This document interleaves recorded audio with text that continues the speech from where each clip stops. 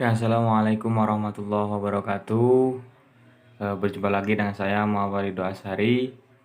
Dan di video kali ini saya akan sedikit eh, membahas tentang diktat. Nah, untuk lebih lanjutnya eh, kita simak bersama-sama. Oke, di slide pertama ini ada tentang pengertian diktat. Nah, diktat menurut Kamus Besar Indonesia, Purwadarminta adalah pegangan yang dibuat guru berupa kutipan, bentuk tulisan, atau ketikan. Menurut Juroto adalah buku pelajaran yang termasuk kelompok karangan ilmiah yang dibuat bukan berdasarkan hasil penelitian, tapi materi pelajaran dari suatu ilmu. Nah, jadi dapat disimpulkan bahwasanya diktat itu adalah karya tulis dari seorang guru atau dosen juga bisa, yang itu karyanya tersebut itu bukan hasil dari penelitian, nah melainkan hasil dari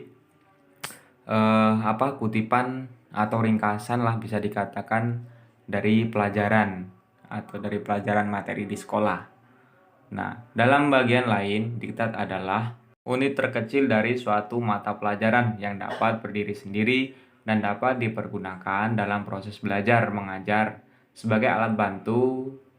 Diktat yang disusun secara sistematis dari yang mencakup tujuan dan uraian materi. Nah, seperti itu. Itulah tadi pengertian tentang diktat.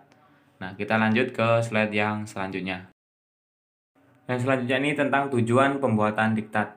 Nah, ini ada 3 tujuan yang saya tuliskan. Yang pertama yaitu menyediakan bahan ajar yang sesuai dengan tuntutan kurikulum dengan mempertimbangkan kebutuhan siswa, yakni bahan ajar yang sesuai dengan karakteristik dan setting atau lingkungan sosial siswa.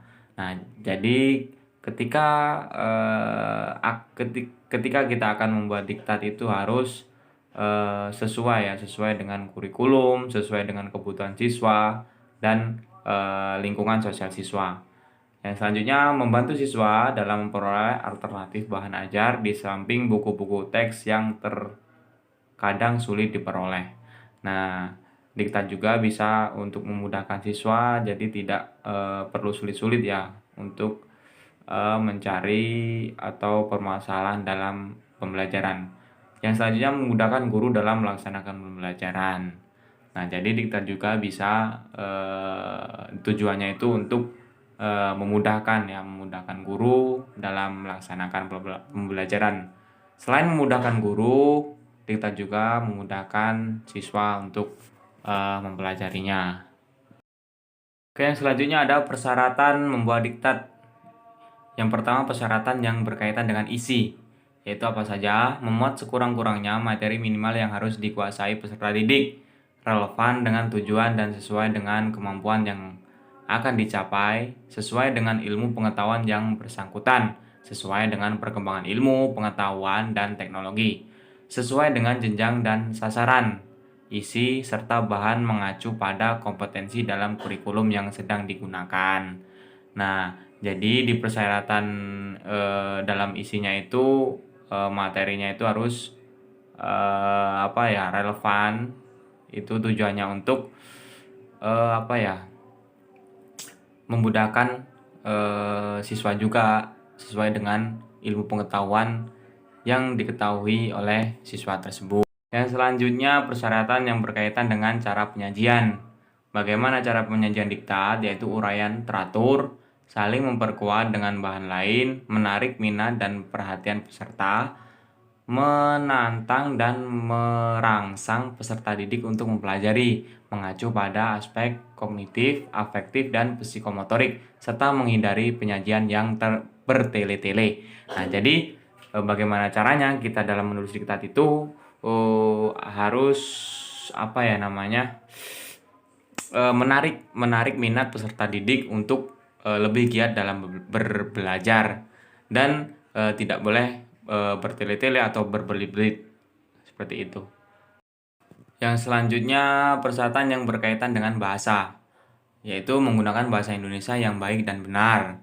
Itu sudah pasti kan. Menggunakan kalimat yang sesuai dengan kematangan dan perkembangan peserta, menggunakan istilah, kosakata, simbol yang mempermudah pemahaman, dan menggunakan kata-kata terjemah yang dibakukan.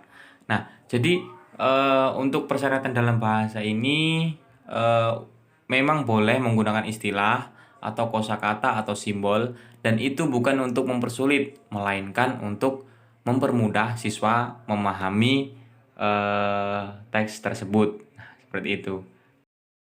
Yang selanjutnya ada manfaat diktat. Nah, ini ada beberapa manfaat. Salah satunya yaitu memperoleh bahan ajar yang sesuai tuntutan kurikulum dan sesuai dengan kebutuhan belajar siswa. Nah, itu kan sudah ada tadi di slide yang sebelumnya. Yang kedua, guru atau dosen tidak lagi tergantung kepada buku teks yang terkadang sulit untuk diperoleh. Nah, itu sudah pasti. Bahan ajar menjadi lebih kaya karena dikembangkan dengan menggunakan berbagai referensi. Nah, jadi eh sudah tentu, sudah jelas bahwasanya kalau menulis diktat itu bahasanya atau karyanya dalam penulisan tersebut itu harus dikembangkan ya, dikembangkan dan referensinya itu harus jelas. Nah, seperti itu. Menambah kasana, pengetahuan dan pengalaman guru dalam menulis bahan ajar. Bahan ajar akan mampu membangun komunikasi pembelajaran yang efektif antara guru dengan siswa, karena siswa akan merasa lebih percaya kepada gurunya.